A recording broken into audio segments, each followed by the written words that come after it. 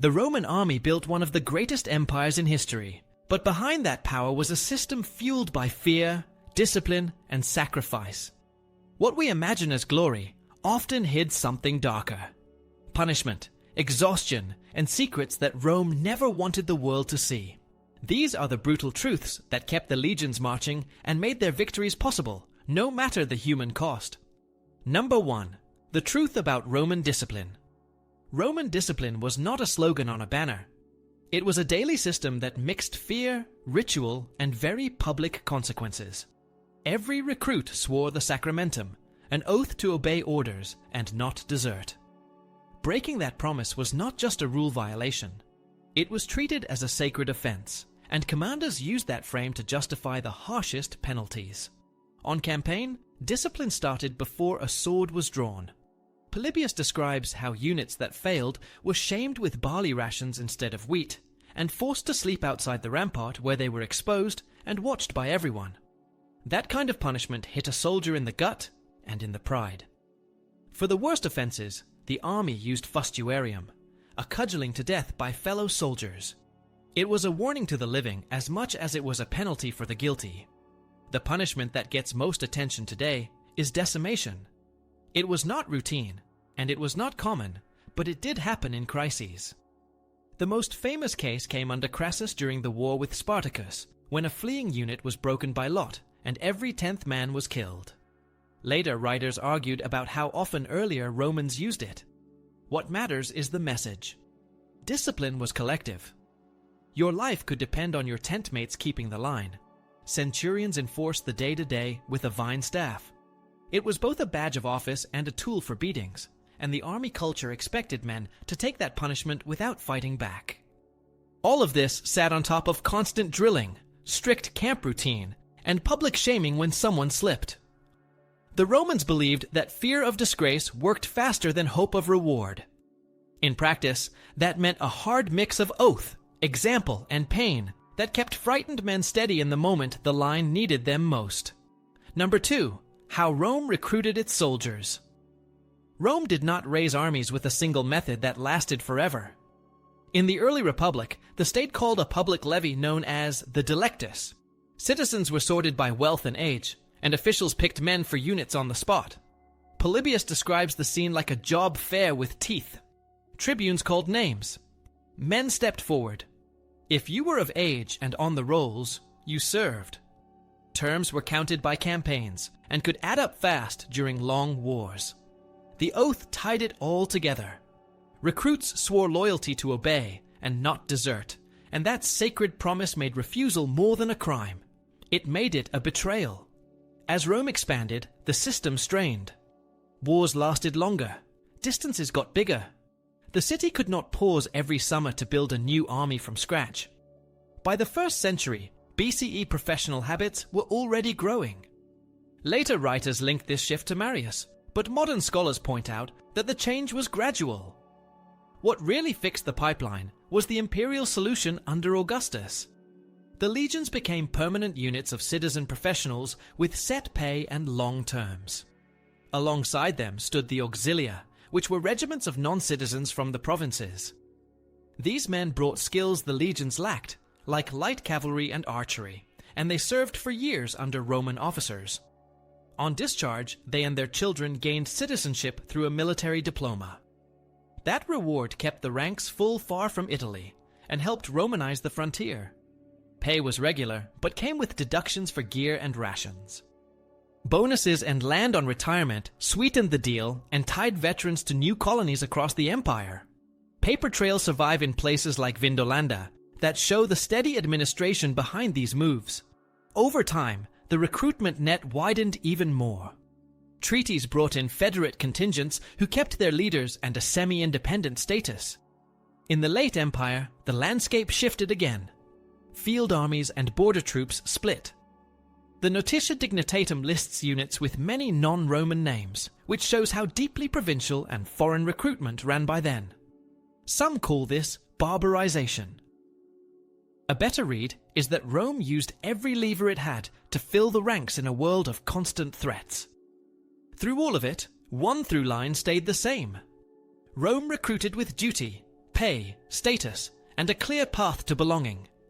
The oath started it. The promise of citizenship and a veteran's future closed the loop. Number 3. The Roman diet was a dirty secret. The Roman army looked powerful on the battlefield, but what kept it moving wasn't luxury food or grand feasts. It was simple, heavy, and repetitive meals designed to survive long marches and rough conditions. The backbone of every soldier's diet was wheat. Each man received roughly 3 pounds of whole grain every day and had to process it himself. He carried a small hand mill, ground the kernels, and cooked them into porridge called pulse, or baked flatbread over a small fire. On the road, he ate bucellatum, a hard, dry biscuit that could last for weeks without spoiling. It wasn't enjoyable, but it kept him alive. Fresh meat was rare. Soldiers occasionally got salted pork, bacon, or dried fish, but those were privileges that depended on supply routes. The usual meal was a mix of grain, lentils, chickpeas, onions, cheese, and olive oil. Vinegar was used constantly, not just for cleaning, but for drinking. Mixed with water, it became posca, a sour but safe drink that prevented illness when clean water was hard to find. Most soldiers hated the taste, but it kept their stomachs from turning on long marches through dirty or stagnant water. Discipline even reached the dinner bowl. Commanders punished lazy or cowardly units by swapping their wheat ration for barley. In Roman culture, barley was animal feed. Being forced to eat it was humiliating and served as a reminder that failure had consequences. Archaeological findings from Roman forts in Britain and along the Rhine show exactly how organized this system was. Excavations have uncovered storage pits filled with grain, small ovens for bread, and animal bones showing that some fresh meat still reached the troops. Tablets from sites like Vindolanda also mention deductions from pay for food and gear, meaning soldiers technically bought their own rations from the state. On campaign, armies relied on local resources when supply lines broke. Foraging was dangerous work. Soldiers raided farms and villages for fruit, vegetables, and livestock, but commanders knew that small foraging groups could be ambushed. Food and safety were a constant trade-off. Hygiene made the diet even more practical. Camps always included ditches, latrines, and wells to limit disease. Yet dysentery still haunted the legions. That's why boiling water and vinegar drinks were standard habits. The Roman diet was never about pleasure. It was about endurance. The same bland porridge, the same bread, and the same sour drink kept soldiers moving thousands of miles across deserts, forests, and mountains. It wasn't a secret because it was shameful. It was a secret because it showed how much of Rome's power rested on survival, not splendor. Number 4. Rome's psychological warfare. The Romans understood that wars were won in the mind long before swords met. They used fear as a weapon just as much as they used steel. When a Roman army approached, it wasn't just an army. It was a machine built to break you mentally. From miles away, enemies could hear the rhythmic beat of thousands of sandals, the thunder of drums, and the deep blasts of the cornu and bucina horns designed to echo across valleys. The sound wasn't random. It was meant to feel endless, to make defenders imagine that resistance was pointless. Soldiers polished their armor and helmets so sunlight reflected like fire. To an enemy watching from a hill, it looked like the ground itself was moving with light. The Romans didn't stop at noise and spectacle. They used symbols to manipulate emotions. Every legion carried its aquila, a silver or gold eagle that represented Rome's strength. Losing it in battle was a disaster, so troops would fight to the death to protect it.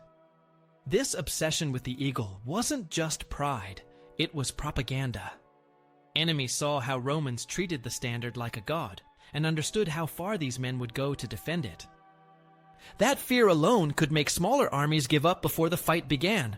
Rome also weaponized punishment to keep its own men under control, and to scare anyone watching. They made examples of deserters and cowards publicly, often executing them in front of the ranks. The point wasn't only discipline, it was theater. It told everyone that Rome had no room for weakness. Even the infamous decimation, where every 10th man was beaten to death by his comrades, was psychological warfare inside the army itself. It made obedience a matter of survival. On the battlefield, Rome's psychological tactics were precise. They often built camps in full view of the enemy, with straight lines and fortified walls rising overnight. That display of speed and order sent a message. We are stronger, faster, and we are not leaving. During sieges, they built towers, rams, and walls faster than defenders could react. Seeing that level of control drained morale from inside the city. After victories, Rome celebrated triumphs, massive parades, in which prisoners were marched through the streets, chained and humiliated. Those processions weren't only for pride. They reminded everyone in the empire, and beyond that, Rome crushed its enemies and made sure everyone saw it happen. Even Roman writers like Caesar and Livy helped spread that power. Their accounts made Rome's armies look unstoppable and perfectly moral, hiding the chaos and cruelty behind careful words. Rome understood that fear, order, and image were as deadly as swords. Their battles didn't start with a charge. They started with the sound of horns, the glint of sunlight, and the thought that maybe resistance just wasn't worth it. Number 5. The dirty side of Roman engineering. Romans loved to brag about roads, bridges, and perfect camps, but the shine hides what it took to build all that. After a full day's march, soldiers did not rest. They grabbed the delabra, a heavy pick and axe in one, and started cutting ditches and throwing up an earthen wall. Then they planted sharpened stakes along the top. Every man hauled 2 or more, and they reused them from camp to camp to save time.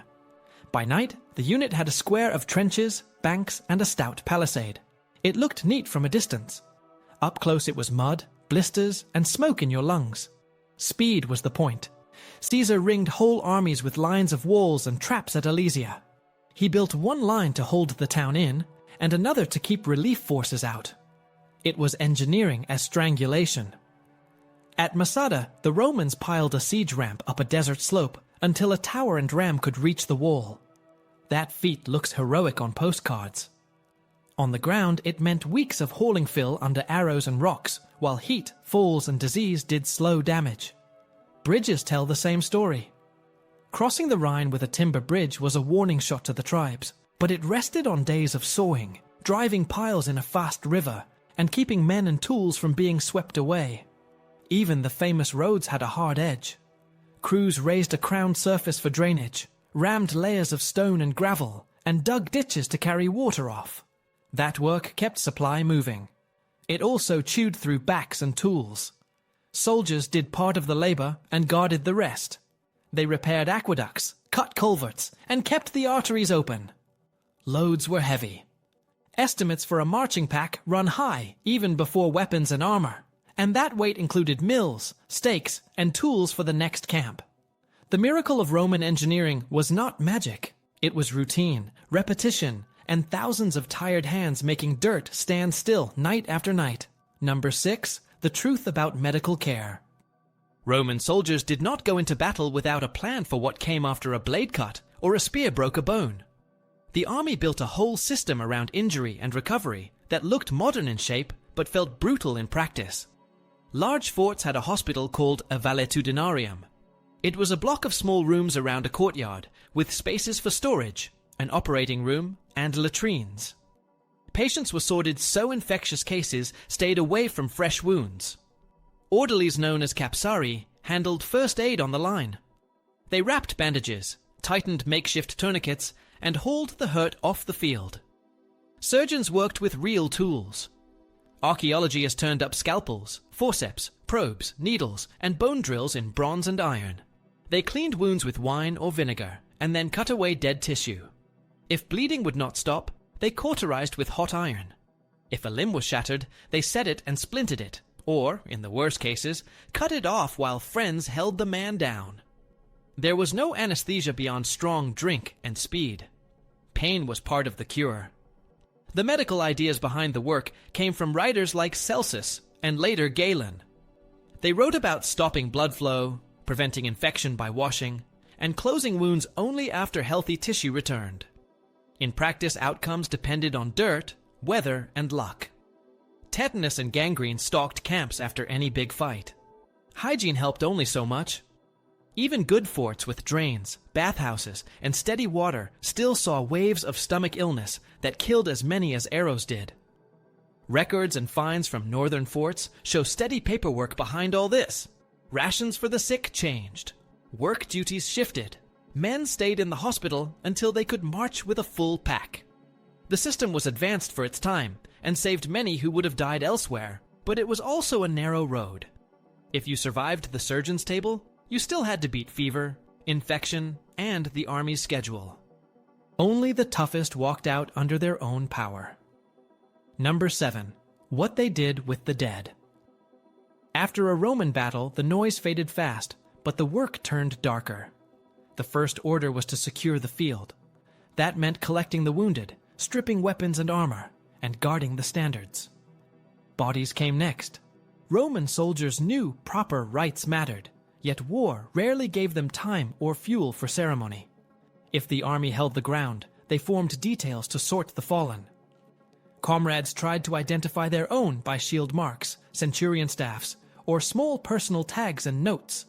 Officers and decorated veterans were given priority for cremation or careful burial. Ordinary soldiers were gathered into trenches outside the camp lines, where the soil was softer and the smell would drift away from the tents.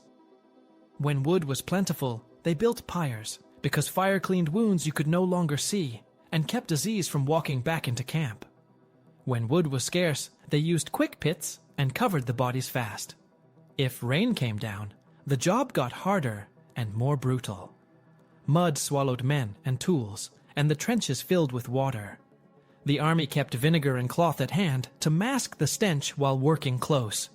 After victories, enemy corpses were often left unburied as a warning, or gathered only if a truce allowed their families or allies to claim them. Spoils were sorted under watch, so theft did not spark a fight among survivors. Commanders allowed a short rite for their own. A small libation, a name shouted to the line, a promise to send ashes home when the road allowed. In cities, the story looked different. During long sieges, the Romans used mass burnings and burial pits outside the walls to keep camp disease down. In disasters and retreats, there was no time for any of this. The dead lay where they fell, and the army moved. Later patrols noted the ground by landmarks, and the old road rolled on around the bones. Back in garrison, the memory was set in stone. Tombstones listed a name, a unit, and years served. The legal right of a soldier to make a will meant a friend could carry his last gift to a family far away. Rome praised glory in marble, but the ranks lived with a simpler truth. Most men left this world in a trench at dusk so the living could march at dawn.